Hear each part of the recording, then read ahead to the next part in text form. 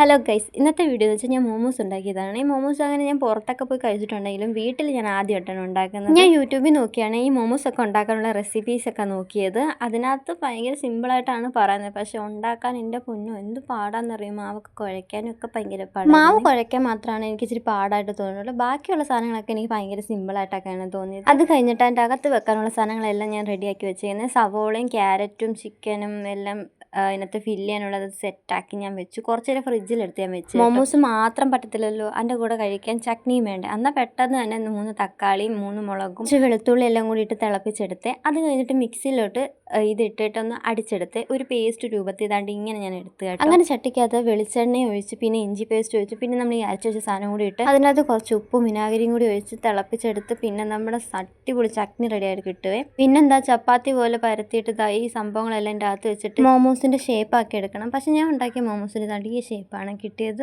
പിന്നെ ഞാൻ ഇത് ആവിയിൽ ചൂടാക്കാൻ വെച്ചു. അങ്ങനെ തന്നെ നമ്മുടെ മോമോസ് നമ്മുടെ കയ്യിലെത്തി. എൻ്റെ പൊന്നു നല്ല രുചിയായിരുന്നു, എനിക്ക് ഇഷ്ടപ്പെട്ടു.